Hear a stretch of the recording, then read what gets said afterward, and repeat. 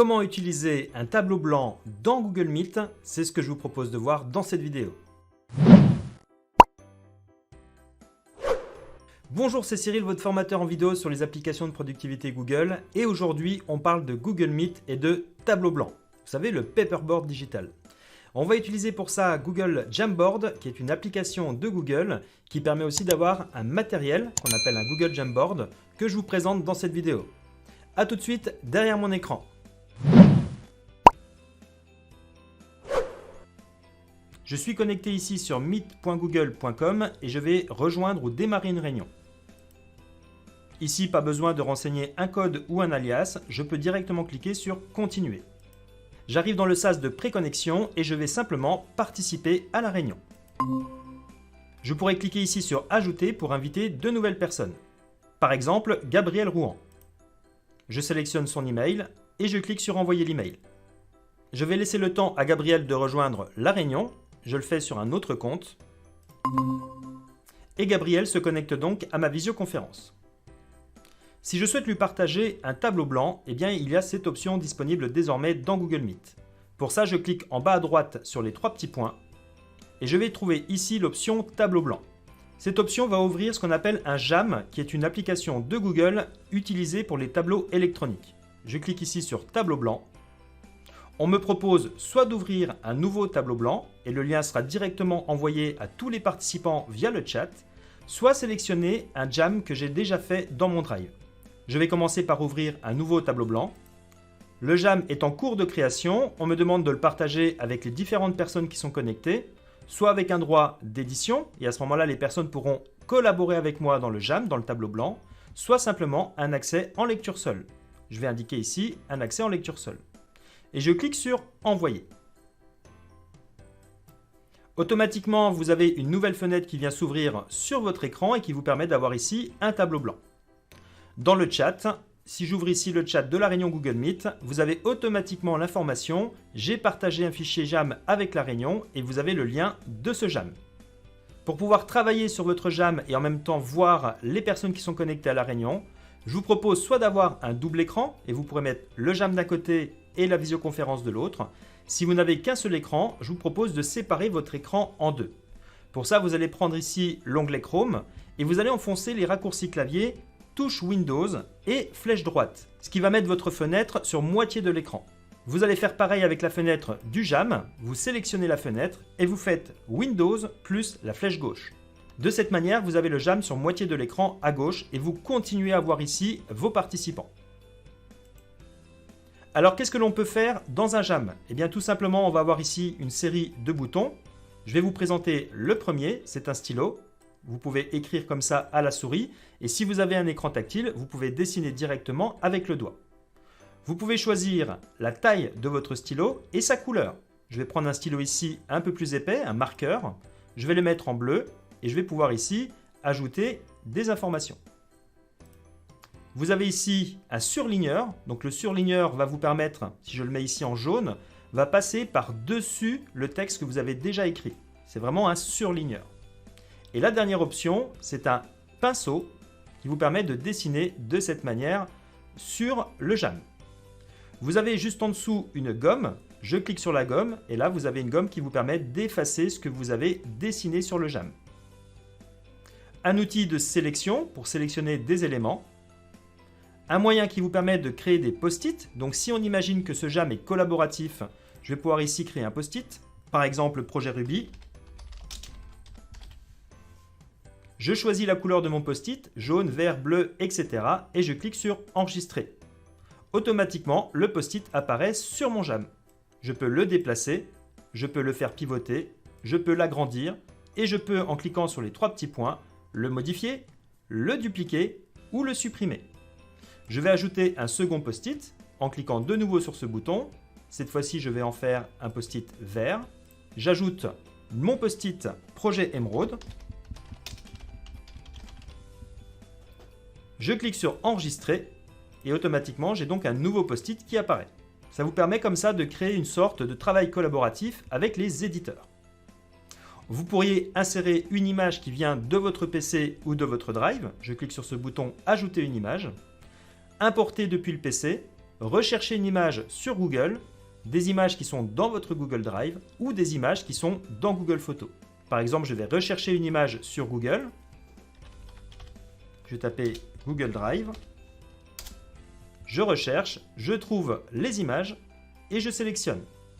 Automatiquement, l'image va être importée dans mon JAM.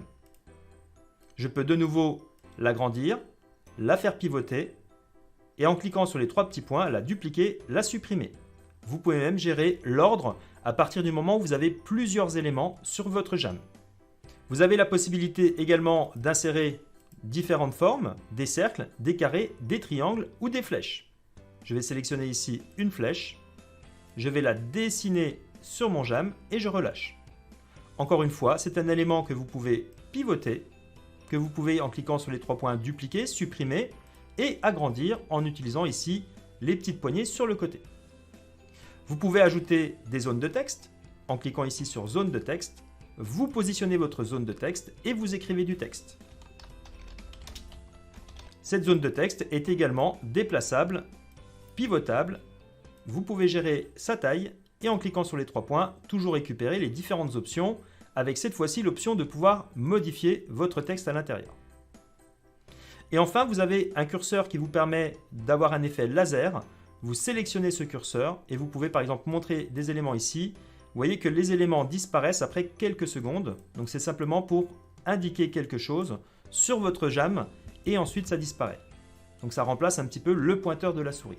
Vous avez fini votre première page, vous voulez en ajouter une. C'est un petit peu comme si on retournait la feuille de paperboard. Vous avez ici les différents cadres. J'ajoute en cliquant sur la droite la création d'un cadre numéro 2. Et donc là, je peux de nouveau recommencer à dessiner sur mon JAM. Si vous voulez repartir de zéro, vous avez une possibilité d'effacer le cadre et vous repartez de zéro. On a une possibilité également, c'est de changer l'arrière-plan. Par défaut, vous avez un arrière-plan qui est complètement vierge. Je clique sur arrière-plan. Vous pouvez ajouter comme ça des petits points, des lignes, un quadrillage ou encore d'autres propositions. Si vous disposez d'un Jamboard, vraiment l'outil matériel qui vous permet de dessiner concrètement sur un vrai tableau, vous pouvez ouvrir ce JAM dans un Jamboard, ce qui n'est pas mon cas aujourd'hui. Une fois que vous avez terminé votre réunion, que vous avez ajouté différentes notes, c'est un petit peu les notes du paperboard de la réunion, et bien ce qui est génial, c'est que vous allez pouvoir, en cliquant ici sur les 3 petits points, pouvoir renommer votre JAM, pouvoir le télécharger au format PDF. Je clique ici sur télécharger, le JAM se télécharge sur mon poste et en cliquant simplement dessus, je vais ouvrir toutes mes notes au format PDF. Je vais refermer cet onglet. Toujours derrière les 3 petits points, vous avez la possibilité d'enregistrer ce que vous avez dessiné comme une image et pouvoir la récupérer par exemple sur un document ou sur un email. Supprimer votre Jamboard, en créer une copie. Vous avez toutes ces options-là disponibles dans Jamboard. Ce Jamboard a été créé au cours d'une réunion Google Meet, donc il est automatiquement partagé avec les personnes qui ont participé à l'événement, mais vous pourriez, en cliquant sur le bouton partager, eh bien le partager avec d'autres personnes qui n'ont pas forcément participé à la réunion. Et là, on retrouve le partage Drive tout à fait traditionnel. Voilà, dans cette vidéo, vous avez vu comment utiliser un tableau blanc directement dans une réunion Google Meet et comment partager les différentes notes ensuite au format PDF. Et pour ça, on a utilisé un JAM qui est une application de Google. Pour rappel, si vous ouvrez ici un nouvel onglet de votre navigateur et que vous vous dirigez vers le lanceur d'applications, vous allez pouvoir trouver Google Drive et cliquer sur le bouton Nouveau, Plus, pour trouver l'application Google Jamboard. Celle-ci s'ouvrira dans un nouvel onglet du navigateur et vous pouvez tout à fait générer ce genre de tableau blanc sans forcément l'utiliser dans une réunion Google Meet. Cela dit, si vous préparez ce Jamboard, je vais donc cliquer ici sur JAM sans titre, je vais lui donner un nom, je clique sur OK, je vais importer simplement une image, je vais cliquer ici sur Ajouter une image, recherche Google Images, Google Drive, je recherche l'image en cliquant sur la loupe, je vais insérer par exemple celle-ci, je clique sur Sélectionner, je peux l'agrandir, la repositionner, et donc mon JAM s'appelle Réunion Projet Ruby. Si je reviens sur ma visioconférence et que je souhaite partager un JAM existant, je clique de nouveau sur les 3 points, tableau blanc, Je vais cette fois sélectionner ici à partir de Drive. Et d'ailleurs, vous pouvez voir que le tableau blanc que j'ai récemment fait dans cette réunion est toujours disponible ici. Je sélectionne à partir de Drive.